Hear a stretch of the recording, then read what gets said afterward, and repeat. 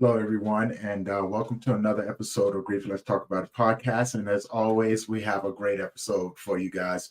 And for you guys that are tuning in and everything, do me a favor and let us know where you're from and leave us a comment. Let us know what you think about this conversation. Today, we have an amazing guest. Today's guest is Annie McDonnell. She is an acupuncturist, sound healing practitioner, grief guide who teaches self care practices to support people in taking gentle care of themselves. Her vital grief care sessions include a personalized mix of heart to heart conversation, breathing exercises, EFT tapping, acupressure, and other techniques to help you soothe yourself, give your emotions a healthy outlet, and cultivate resilience. So, you guys, help me welcome my next guest, man. This is going to be, as I said, another great conversation. I'm so looking forward to it. So, without further ado, I'm going to bring her on. Hi, Hi, Annie. Tony. How you doing today? Good. It's good to be here. Thanks for having me. Yes, yes, yes. Thank you for being on the show. Wow, man. I've been since the last time we talked. I've been waiting to have this conversation. I think it's going to be awesome. So before we get into it, tell people who you are and where you're from. I'm from New York. I have an acupuncture practice in Manhattan, but I live outside the city, and I have my dog right here off camera next to me listening in. Um, and I'm, as you mentioned in the intro, I'm an acupuncturist, and I have extra training in sound healing, and there's more to Chinese medicine than acupuncture. So I do some qigong and breathing techniques. And since my own personal grief journey, I've gotten extra training in helping other people with their grief. So I love to combine it all together and look at the holistic picture of body, mind, and spirit. I love that. I definitely love that. And let's talk about your journey and how did you get in. Let's talk about your grief journey Mhm. and what was the catalyst that turned you into the field of work that you got into. Mhm. Well, actually, grief played a big part in why I became an acupuncturist in the first place. It took me a long time to make a career pivot and decide to go back to grad school and make the big commitment of time, money, energy, and all that. Um, but one of the catalysts for that was the very first. I'm a big animal lover, and the very first cat that I adopted on my own as an independent adult came down with cancer at an unfortunately young age. And it happened very quickly, but I had about 2 or 3 months where I was trying to keep her alive and comfortable at home and learning some hospice care for her. Mhm. And I had already been, trying natural, herbal medicine and different natural medicine. So the experience was, obviously very emotional and sad. She is very dear to me still, um, my Delia.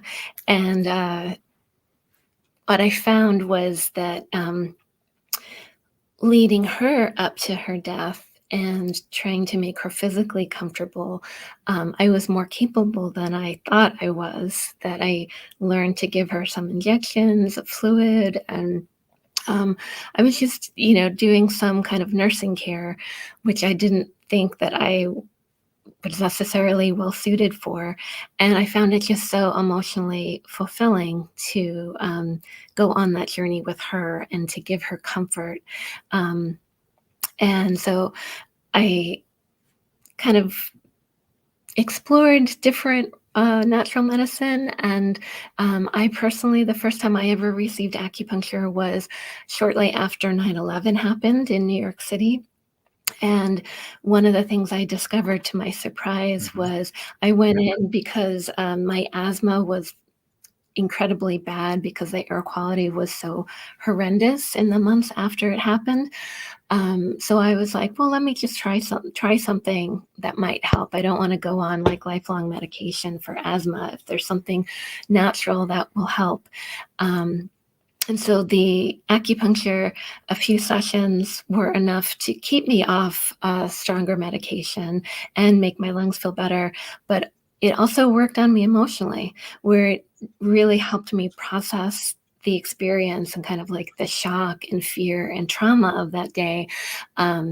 So acupuncture, it turns out, is really good for anxiety and all sorts of all the emotions that cycle through us. So that had me intrigued about acupuncture. And then my experience with my cat made me think, well, maybe that's something that I could do to help people with their pain and to help people with their emotional pain. And then fast forward many, many years where, I thought about it, finally went back to school, finished school. And just after I finished school, I came to kind of a season of grief in my life where both of my parents were getting quite old and were starting to have health emergencies of different kinds. And simultaneously, I happened to have 4 pets, 2 dogs and 2 cats, who were all around the same age, and they all got old at the same time. So it was a period that the past few years, it was losing one pet after another and dealing with one health crisis after another with my parents. And then I can't even believe how like grief doesn't, there's no timeline to grief. Right. I'm coming up on, this will be my 3rd Thanksgiving without my mom and my 4th one without my dad, which is just shocking to realize. But yeah, that was the real crucible of going through that many losses, and just it just cuts differently when it's your parents.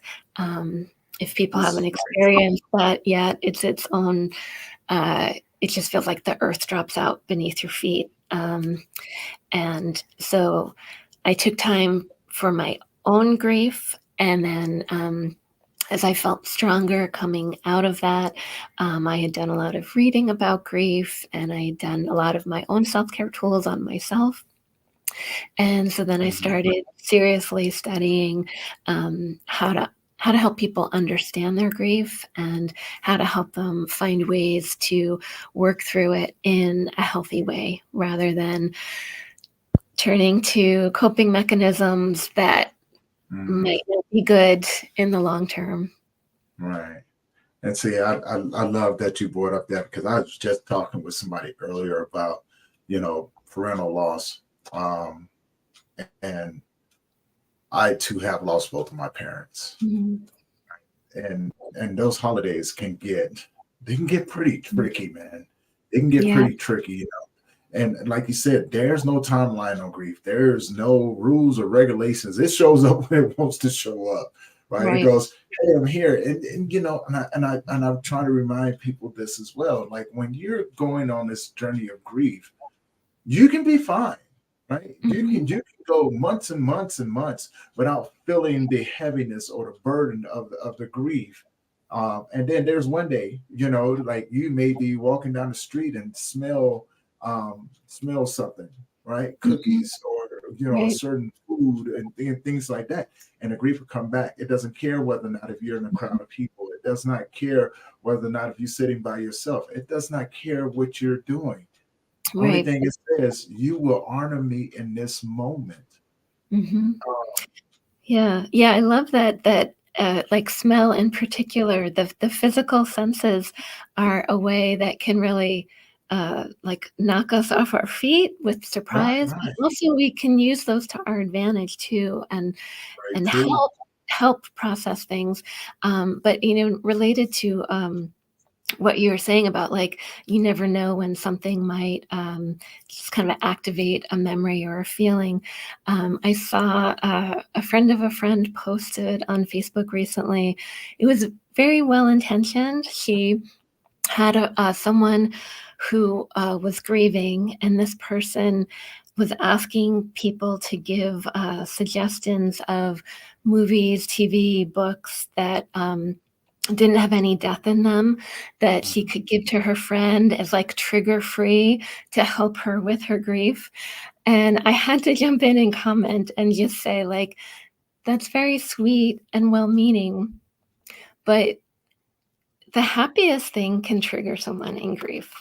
It's Right. not like you can't, like, lock yourself away and say, "I'll never watch a movie where someone dies, and then I'll be safe." It's like sometimes it can be the happier things, like, going Mhm. to someone's wedding and feeling like, "Oh, my grandparents aren't here in physical form Yeah. to experience this moment with me," or so it's kind of an illusion to think you can control, like, what what will activate you or what won't. Right. And you know what? It's an honest way to look at it, because when you experience grief, you don't know, right? You know what I'm Mhm, saying? We have this interpretation of that we can control it, right? mhm. You know what I'm saying? If I stay away from this, then I won't have to worry about, what I'm saying, the emotional aspects or the physical aspects of the Mhm. grief and things like Right, that. It doesn't work that way, right? It right. really doesn't. And that's just the reality. Just putting it out there so people Mhm, know. Um, Grief has its own set of rules, and it mhm. changes from time to time. It changes with you, right? Right. um, because with the relationships that I had with my parents, my father and my mother, and when they passed away, yeah, there was a sense of, and I just said this, um, in relation to, you know, we have this misconception of this is the way it's supposed to be, Mhm. right? We're supposed to outlive our families, our parents and things like that, and but it does not take away the relationship that you Yeah, had with that individual, yeah, and so forth and so forth. So we're looking at the trickle effect, right? You right, know what I'm saying? The yeah. relationship that we had, the relationship that other people have with them, and things like that, we don't really think Mhm. about. Right. And this is And something. really yeah, you have to kind of, like, renegotiate everything in your world after Yes, they yes, I pass love that. because, you don't just lose your parents, but kind of it's like a jigsaw puzzle where when you take them out, your relationship with your siblings probably will change in some way. Yes, yes, yes. Sometimes they're good, sometimes not so good. Your relationship with your aunts and uncles may like one of my few remaining uncles, has been wonderful enough to become more of a father like, more of a direct father t figure to me Mhm, mhm. now since I've lost my father, so, there are positives. It's not all negatives. There are also positives where, Right. um you have to create new traditions, and I think it's definitely a, like, both end where, like, 2 things can be true at the same time, where Mm. it's true that every holiday I'm gonna miss my parents, and I'm gonna wish like, my first wish would be to have my dad was a wonderful cook, and he would go epic with Thanksgiving, and I'll always miss that, and it can also be true that now I go out for nature hikes on Thanksgiving, and Mm. I feel close to them in a different way, and actually, like, the first Thanksgiving after, um, my mom died, and so it was my first Thanksgiving without either of them. I was out on a nature hike, and it was the most magical thing. It was close to sunset, and this enormous flock of birds rose up into the sky and just kind of, like, made a formation dancing back and forth for a couple minutes, Nice. and I'd never seen it before. Since then, I've seen it a couple times online, I've seen viral videos, so I know it's like it does happen, but in my long life, I had never seen that before, and to me, it really felt like, "I feel you, mom." Like, she was a big bird lover, Right. um, and so I was like, "The relationship doesn't end." Love doesn't die. Mhm. You if you trust, like, keep your heart open, you can keep a conversation going in a different way and keep that and like you said when like a smell might catch you off guard um in early days of grief or early years of grief that really can be really really painful and like a stab in the heart Mm. but I don't think like time heals all wounds but it can soften some things and if you work on a relationship with grief, I think you get to a place of more more love than pain, or more meaning than pain. And so, like, if you suddenly smell, like a flower that reminds you of, a favorite perfume of someone you lost in early days, that might make you cry and just like feel that ache. As time goes on, you might feel more of like a softer ache, but then also just feel that love welling up of like, oh, Right.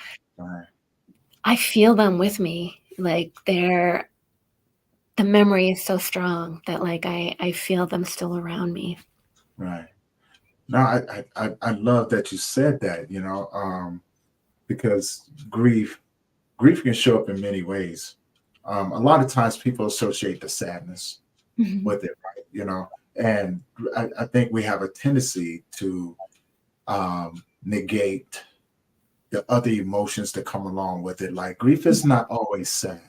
Mhm. It really isn't. Grief can be Mhm. you walking, as you said, walking, going on a walk and seeing birds, and it brings a smile to your face. And then you may shed a tear or something. It's not because you're sad, it's because you're missing them, right? But Mhm. there's a sense of happiness that comes along with it. So not all tears are sad tears, right? Mhm.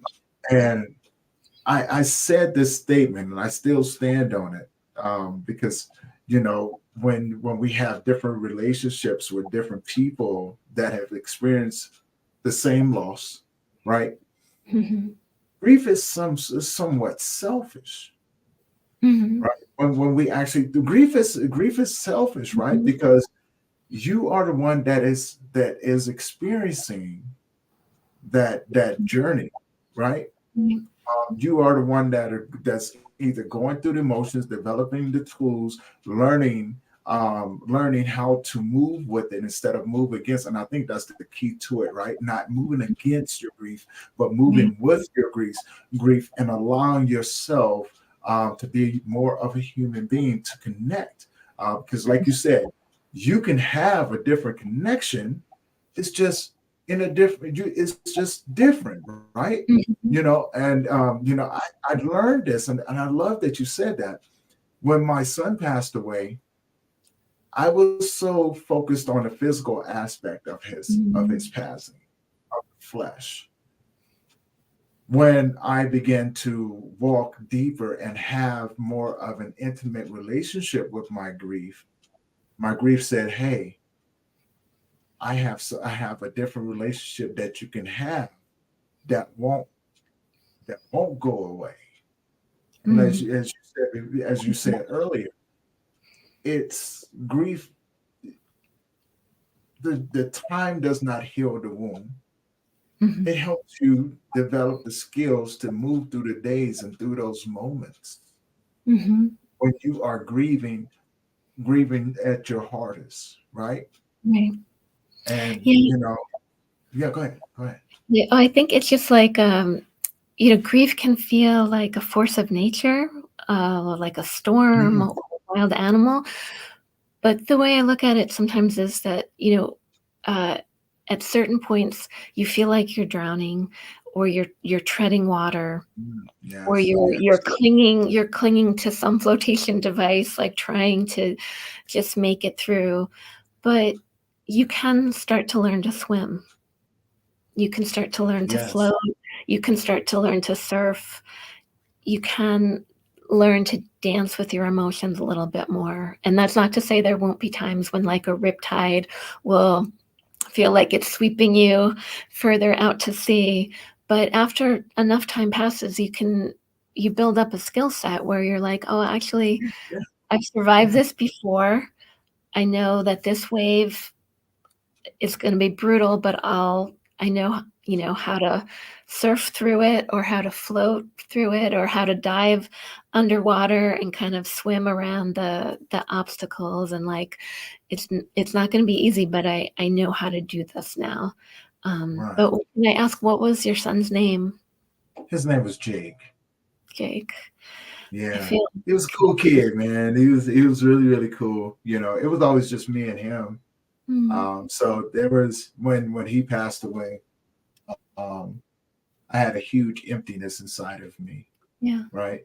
I still have a hard time listening to music and things like that. Mhm. I listen to a lot of motivationals because I feel that they're talking to me and I can extract information and be able to apply it to my day to day life.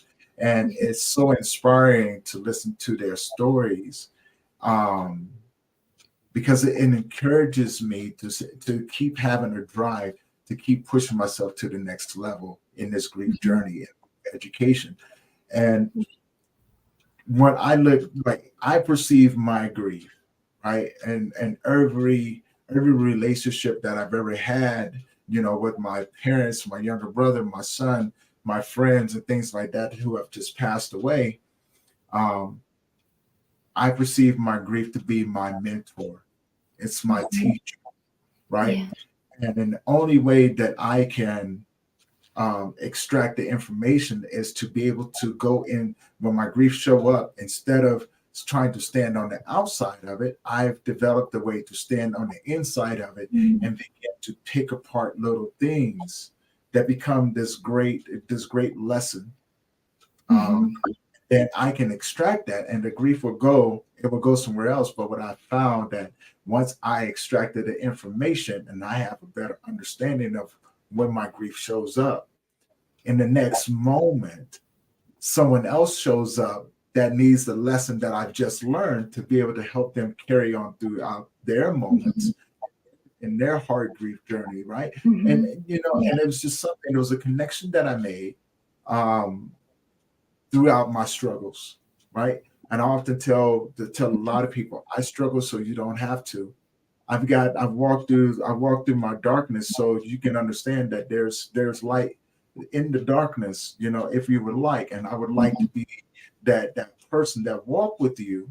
I'm not saying that I'm going to be a Mhm. light, but I will say I will be your companion, because I Mhm. don't I don't um I don't need I don't want everybody to think that, what I'm saying, your grief is going to be your companion, like in that aspect of it, right?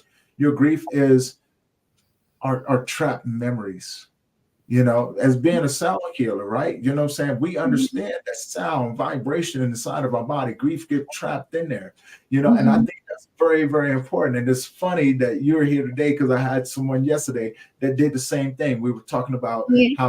how sound healing and vibrations and Mhm. things like that is so important in unblocking, Mhm. and helping it move.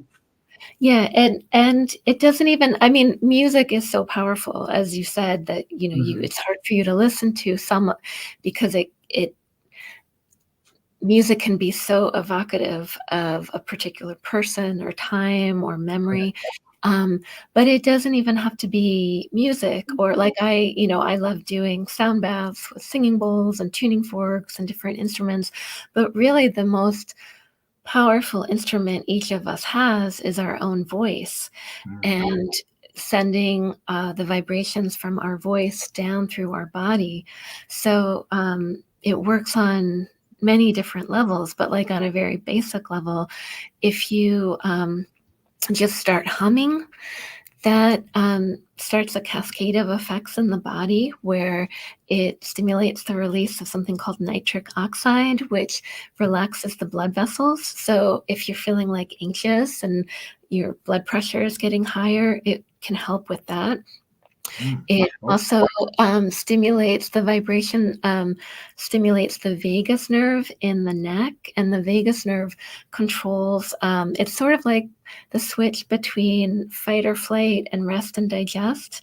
Mhm. It's like a key signaler of information in the body. So if you're feeling again like I know, like when I was going through what's called anticipatory grief, like Yes, yes. before anyone's died, but you've got that like knot in your stomach of like, oh, what's going to happen next? They're going downhill. Someone maybe had a bad diagnosis or is just, getting older and weaker. Um, I, during that long period, it was hard for me to sleep because I never knew when I'd have to, like, had one ear open listening for my dog's breathing to change because he had congestive heart failure, and oftentimes at 3 a.m. I'd be taking him to the emergency vet. So it was like a long period of time where, like, not a good night's sleep, and then every time my phone would buzz, I'd kind of jump because I didn't know if it was my sister texting me that, like, we have to figure out who can get to the hospital first because mom's fallen again. Or so, there can be periods in your life when your nervous system is on high alert constantly for good reason. Like, you can't just like relax or meditate your way out of that. But what you can do is find moments of calm to just kind of like, Yes. take some deep breaths and relax your nervous system for long enough to just kind of get your center and be like, okay, I have to answer this phone call, or I have to jump in the car to get to the hospital, or I have to do this or that. But let me just like calm myself down for a minute so I can make the best decision possible, or I can show up with the best presence possible in this crisis.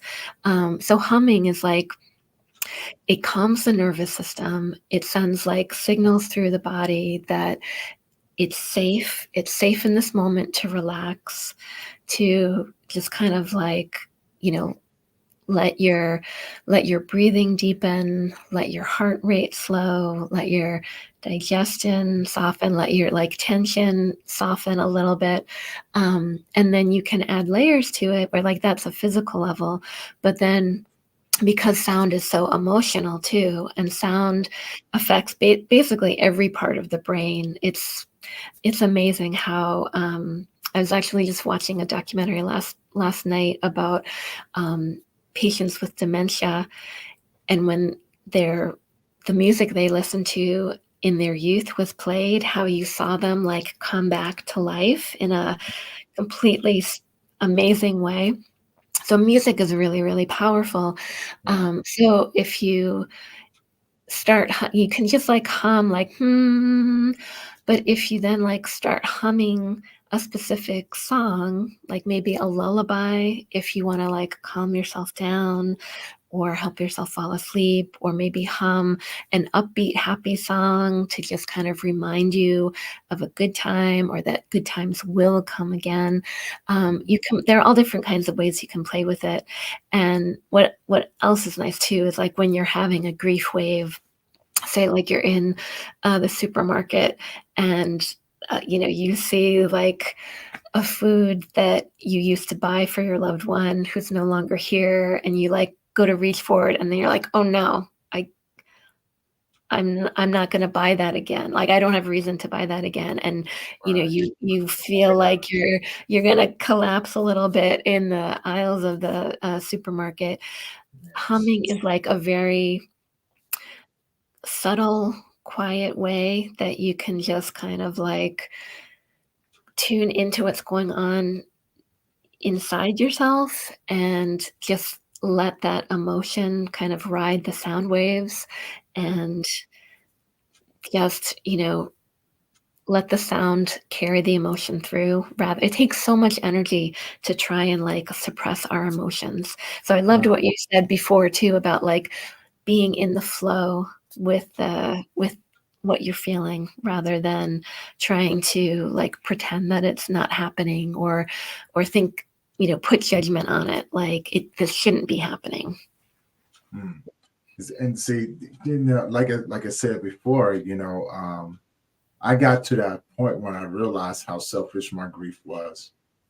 It needed my attention. Yeah. It needed my respect. It needed me to honor what it was trying to give me, Yeah. right? And in turn, I didn't think about what everyone else was doing. I Mhm. really didn't. Because what they were doing, they had nothing to do with me, right? Right. And in that moment, my grief showed up. When my grief shows up, I go, okay, what are you here to give me? No Mhm. longer do I ask what is here to take from me, right? Mhm. I always ask now, what are you here to give me? I need you to cry. Okay, Mhm. got you. I'm going to honor that. I'm going to look. I'm going to cry for whatever I need to. Right. Mhm. Um, and it's only because I begin to allow myself and give myself permission to have that relationship with it, and Mhm. not look at it in a way that you know that was very negative, but Yeah. having an open mind. I mean, I got notes and notes and notes and notes about, when my grief shows up, things that it has taught me so many different Mhm. ways of how to look at things, the relationships and things like that. But the biggest thing that it always taught me was not to take things personal, right? Mhm. Um, and the little tools and stuff that it gave me, like you said, acupuncture, meditation, Mhm. yoga, sound waves, or sound healing. You know what I'm saying? You know how much a hot bubble bath can Mhm. do for a person when they're grieving, what I'm saying, and what that feels Mhm. like to that individual in that moment. And a lot of times we don't know, right? We don't Mhm. know what we're doing. We're just following what our bodies are asking us to do. Mhm. Right. Which brings me to there was a event that I was trying to host a couple years ago, um, and maybe I'll do it again. But it goes back to African traditions, right? Mhm. So there's a grief event that goes on in Africa, but you have to go in. You have to link up in Paris, and then they take you on a cruise, and they take you up to the side of the mountain. You have to climb this mountain. You know what I'm Wow. saying? For a couple of days, you camp out on the mountain and things like that. So they're getting you prepared for the journey. Mhm. Right? Then when you get there, oh my God, right? You know what I'm saying? There's people from across the world. And you know what I'm saying? And once everybody is there, well, long before you get there, they're they got drums going, they're Mhm. singing, they're starting to get the movement going and things like that. And what happens is that now when we talk about how grief is not linear, right? You know what I'm Mhm. saying? There's no time frame to it, but you understand the importance of sound and movement and things like that, Mhm. right? You know what I'm saying, well, that's where that tradition comes from. So you get Mhm. there, and they have food there. You like, and that's all that the natives will the surrounding tribes would do. They just bring food, right? You know what I'm Mhm. saying? And so for days and hours and hours on end, you move, you Wow. scream, you dance, and you do it till you cannot do it anymore, right? And then from there, you go on what they call a spirit walk. So now that the grief is released out through your body, and it can take weeks, right? Mhm. But you don't stop moving. It's Wow. not like you just lay down and go to sleep. No, because Mhm. when you sleep, that's what happens. Now your body has to reset, Mhm. and it brings back in that grief. So you have to keep moving till you totally have nothing else left. And you go on a spirit walk.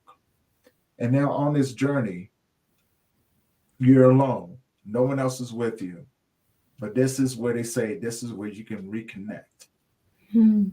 with the person who has just left, right? Mhm. And you being a practitioner of acupuncture and sound healing and things like that, I made that connection. I was like, wow, that is truly amazing of how our grief has aligned us with the traditions that have been passed down through ages and things like that, you Yeah, know.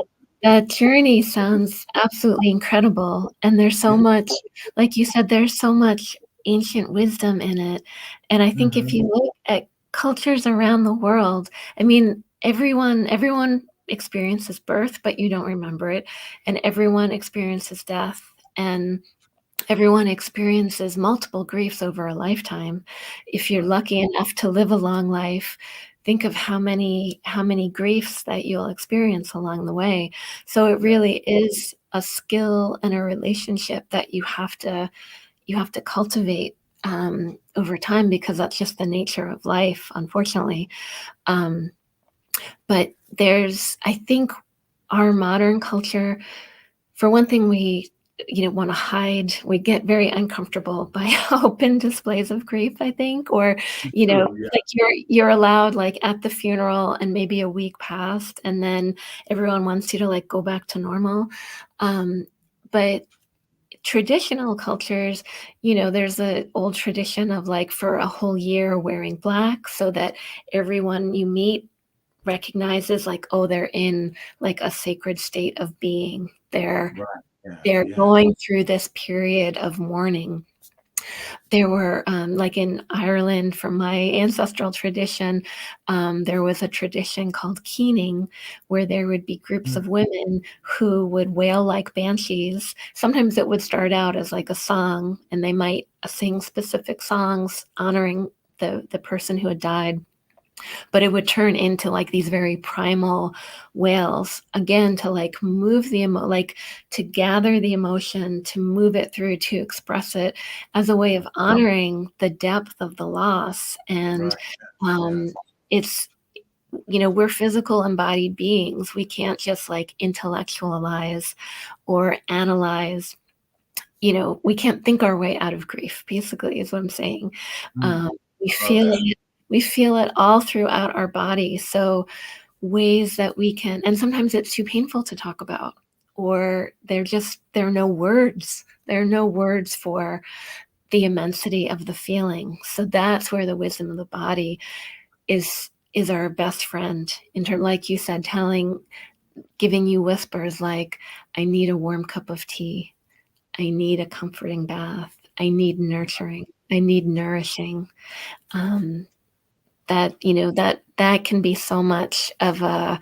It sounds so simple, but it's so powerful.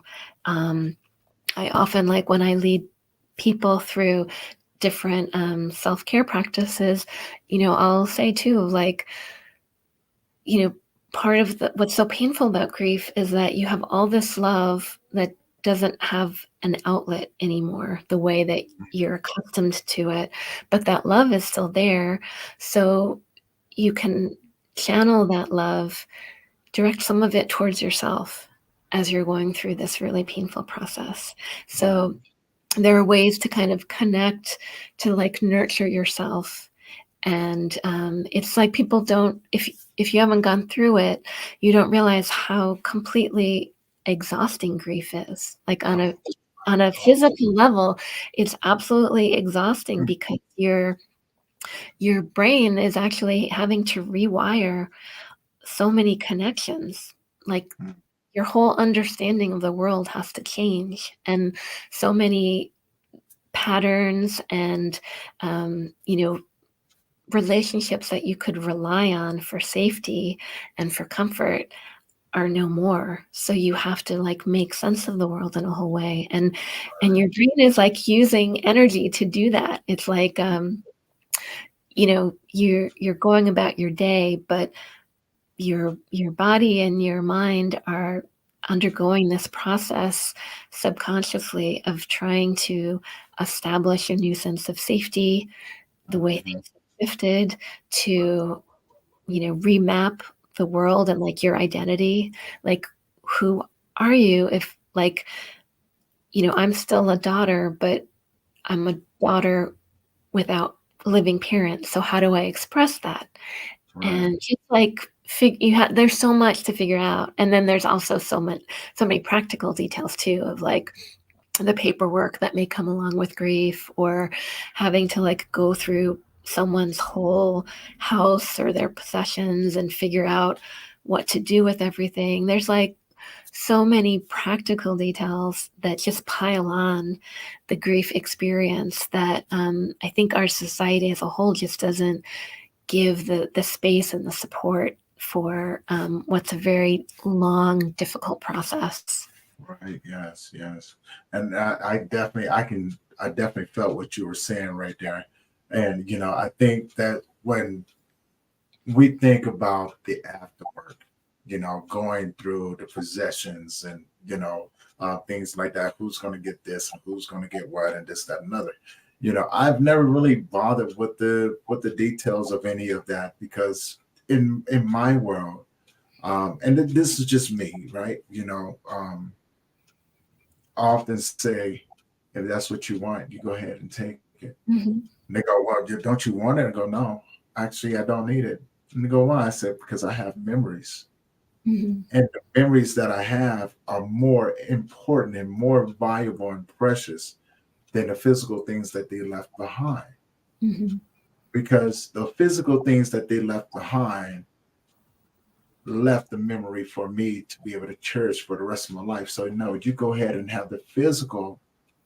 I would keep the memory because, at least with the memory, I know I won't ever lose it. It will be with me for whenever I need it, anytime, at any moment, any day, right? Yeah. And it's either going to be a memory that made me smile, or it's going to be a memory that made me laugh, or a memory that made me cry. They all have the same sort of value and, um, importance Mhm. in your grief journey, right? And so I have to ask, when doing acupuncture and sound healing, helping people develop those self-care techniques and things like that. What are some of the self-care techniques that you use with the acupuncture and the sound healing that people can carry with them when Mhm. they, like, say, for instance, when they leave from you? Mhm. Well, yeah, when if someone sees me in person for acupuncture, it's a time for them to just lie down and rest and receive. And acupuncture is great for calming the nervous system. Mm, Sound, in particular, is it's just like a natural way to shift your brain waves into a more meditative, dreamlike state. So for people who are, a lot of times people will kind of drift off into sleep on the table because it's so calm and peaceful and relaxing. yeah, So that can be like I encourage people, if you don't know what to do with your grief, if you can, like, treat yourself to a massage or go get acupuncture or like receive something physical that will be calming. And because oftentimes too, if you've lost someone very close to you, you're physically craving like the hugs that you're not getting anymore. right. Or, if you've lost, like there's all these bonding hormones that we share with each other, like oxytocin and all these feel good hormones that, when you are with your partner and they give you a hug, your body is missing that. So if you can get something that's like very, maybe a warm bath, or it may be acupuncture or body work that just helps you relax and kind of receive some of that physical comfort. Um, Mhm.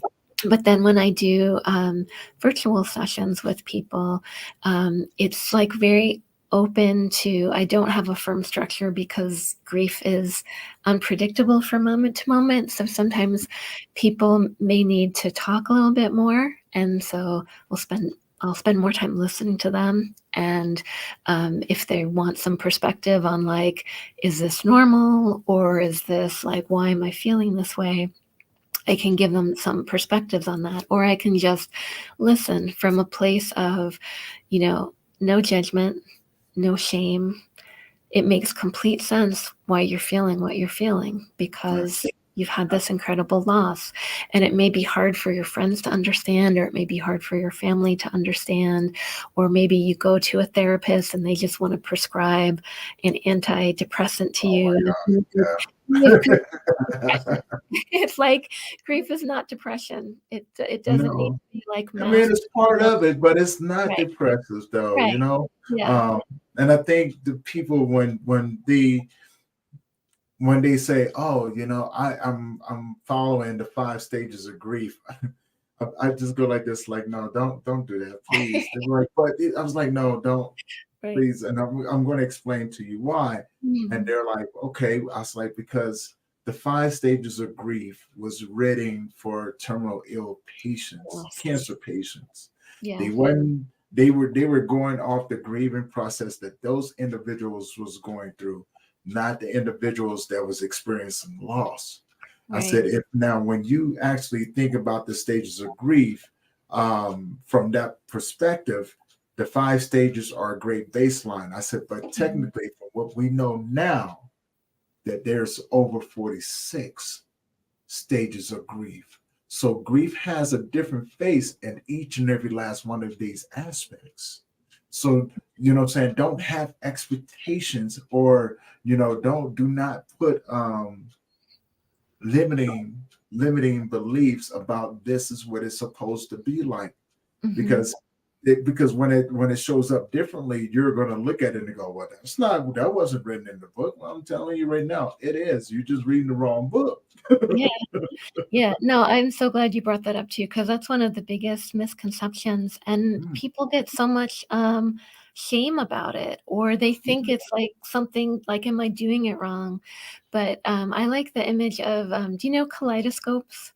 Did you Yes. ever have one as a kid? So I love those as a kid, and it's like these broken shards of colored glass that Hmm. make beautiful mosaics. They're broken pieces of glass, but constantly, like, you turn the wheel and a new pattern emerges. So I picture it like, today the wheel turns and I'm feeling more guilt. Tomorrow the wheel turns and I'm feeling maybe more anger.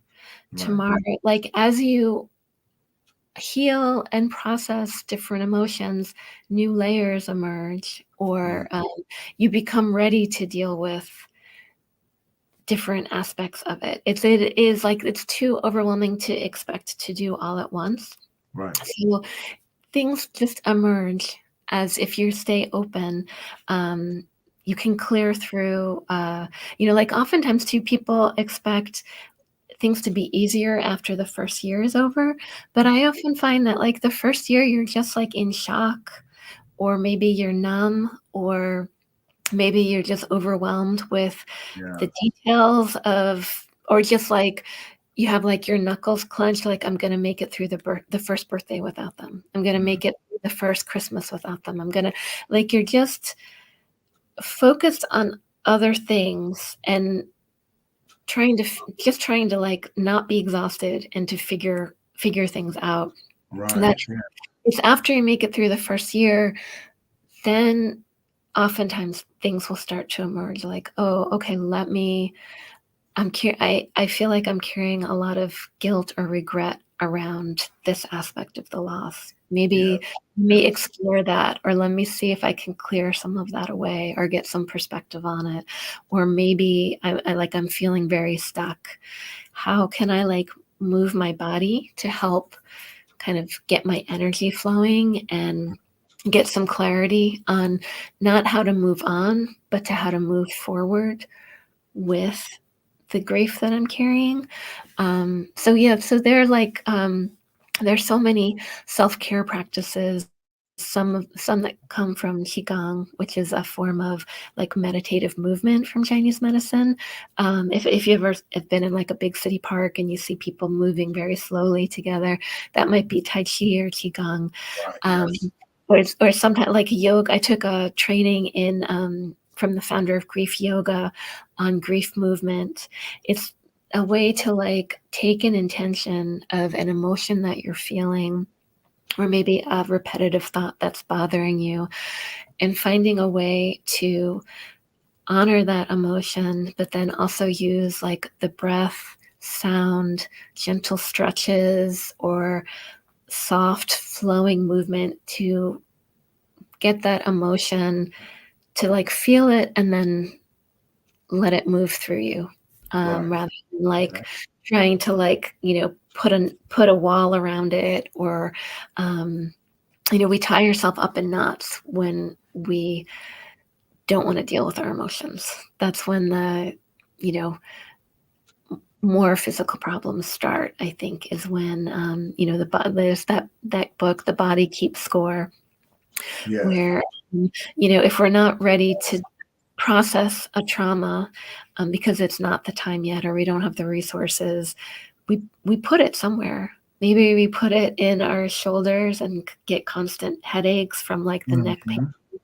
or maybe we put it in, our lower back, or so it's kind of there are ways to work with the body to just allow things to kind of bubble up naturally on their own so that Yeah. you can start to clear some of it and feel a little bit lighter. I love that. You said a couple things, man, that really just hit a home run for me, right? Like the body keeps score.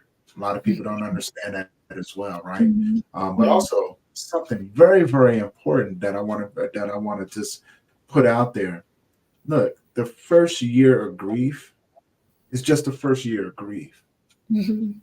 You know what I'm saying? The first year don't really mean too much. It really doesn't. You're still, I would say, I mean, it's been 7 years for my son. It's been 5 years for my mother, over 15, close to 15 years for my dad and my brother, and things like that. And I would honestly say, the first year don't mean nothing because the first year was hard, right? The reality starts to set in a little bit on the second year, Yeah.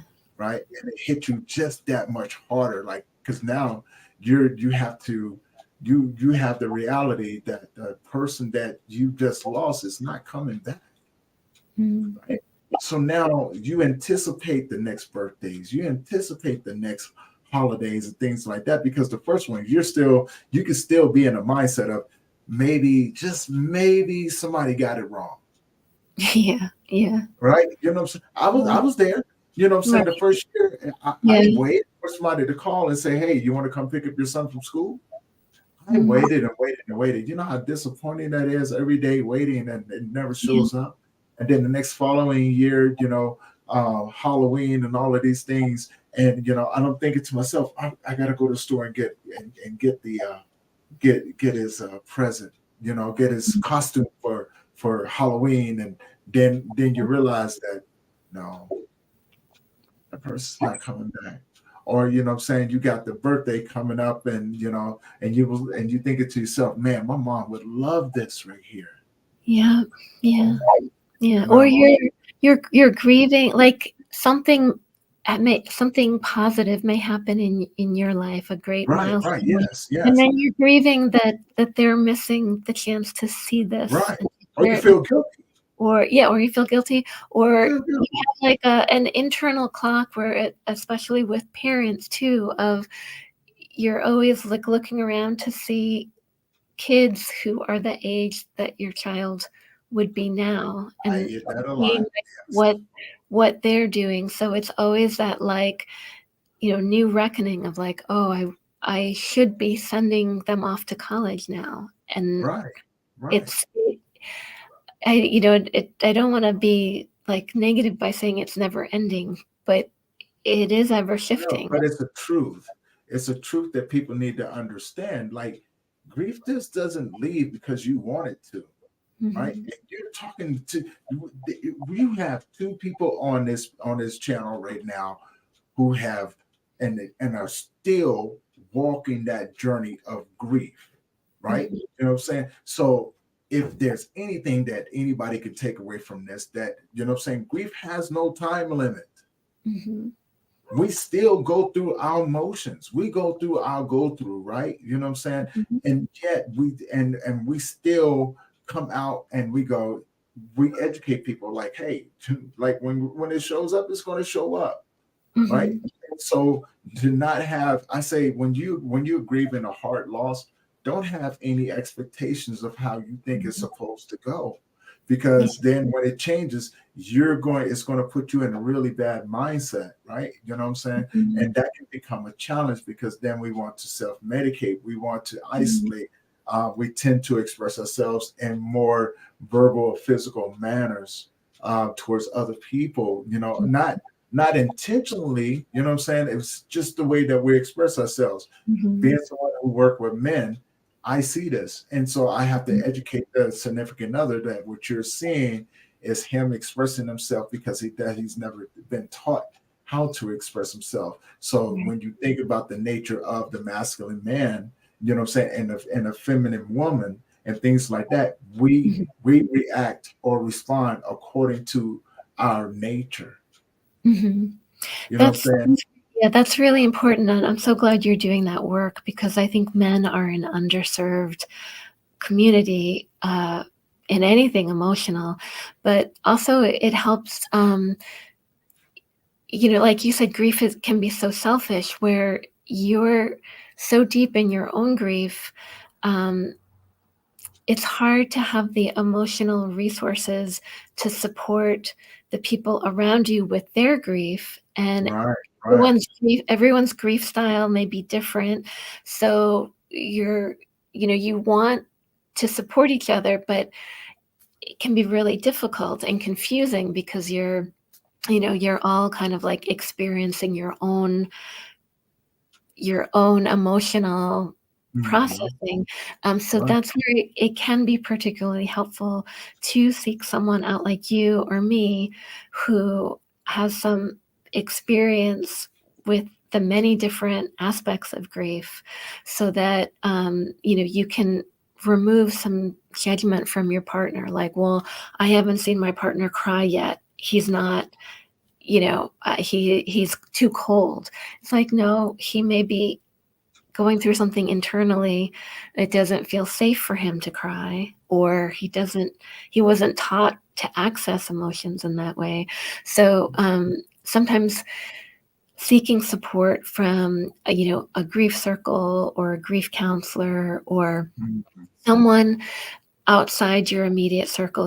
I think we have this assumption that, our friends and family are gonna be our lifelines through our toughest times, Right. and they can be sometimes, but sometimes the person you relied on is the person that you lost, Mhm. and you don't know who to trust or who can support you. Or sometimes, everyone is just so tied up in their own grief that, um, you're kind of talking past each other. So it can be helpful sometimes to just maybe vent or, just let your emotions out to someone who, and also the other thing that can happen too, especially if, say you're a parent and you lost a child and you have another child still living, you may, wanna be strong for that child, so you may Mhm. hide some of Mhm. your own grief, or the sibling oftentimes feels like, "Oh, I've gotta take care of, mom just lost her son. I can't, like, feel my own grief because 'cause I've gotta step up and take care of her." So, it can become so complicated, um Yes, yes, yes. relying on your traditional support network, that sometimes going to a grief circle or talking to a grief counselor or going to a grief yoga class or, joining a hiking group even, and just, like, finding people are a little more, who are compassionate, but also can be, like, emotionally neutral as Mhm. so it's safe for you to Yes, really yes. show how you feel. Yes, I love that, man. I definitely love that. Um, wow, so much to unpack there. So many things, so many little nuggets to put out there for people and things like that. Eddie, thank you for being on the show and having such an amazing conversation and sharing your journey and your work with myself and the audience. Um, and I always ask, I always put my guest on the spot, and always ask them, if you could leave the audience with something, what would you leave them with? Well, I like to tell people your grief is worthy of tender care and attention. It's a sacred process. It's at the root, it's all about love. Um, Mhm. and you deserve compassion. You deserve, nurturing through the process. So just if you can, like you said, remove expectations, remove shame, just, turn towards kindness towards yourself and other Mhm. people. Um, and it takes the time that it takes. it can become a little bit easier if you take gentle care of yourself. But it's still like, let it take the time that it needs to take. I love that. I love that. And where can people find you? Well, if you're on Facebook, I'm Joy Alchemy Acupuncture on Facebook. And my website is joyalchemyhealing.com. Once a month, the last Tuesday of every month, I hold a free virtual collective grief circle where the first half I lead people through some of these self-care practices, and then the second half I lead them through a guided sound bath meditation to just help relax and restore some of their energy. So people are welcome to drop into that. There's if you go to my website, you can find the scheduling link to get the Zoom link. That's awesome. Annie, thank you. Thank you for being on today. For those who will be tuning in or have tuned in today, thank you guys for tuning in and always showing that support and love and everything. If you haven't and you would like to support the channel, do me a favor, head over to the YouTube channel, hit that subscribe button, hit that bell notification so you'll be notified each and every time that we drop a new episode. Leave us a comment. And if you like conversations like this and you get so much out of it and you think someone else could benefit from it as well, do me a favor, share that with them as well. And as always, I am Tony Lynch. I am your host. Oh, I do have one update before I jump off and everything. So if you guys are in the Loveland, Fort Collins area in Colorado, starting January 13th at 2:00, I believe that's a Saturday, 2:00 from 2 to 4, I will be hosting a Deaf Cafe. So if you guys are interested in having conversations, open up the doors and, having some questions answered for you, come on down. It is free, and join in the conversation and let's get you the support and the resources that you need for your end of life care. And also, big shout out to my new partners, IDLM, Annie and Pam. Thank you for the partnership. These are deaf doulas. And if any man or woman interested in getting your deaf doula certification, contact me. And we can get you on that road and get you in the field to helping others and their end of life care as well. And as always, thank you. Thank you for allowing us to keep bringing these amazing stories. Annie, thank you for being such an amazing guest and sharing your journey and your work with us. And with that being said, you guys keep your head up and just remember, grief has no time limit. So don't have expectations and put yourself in a situation to where you'll constantly be disappointed because you're not progressing like the next person. It's your journey. Grief the way you grieve. All right. Thank you, guys. Thank you, Tony. Thank you for listening, everyone. Thank you. Until next time.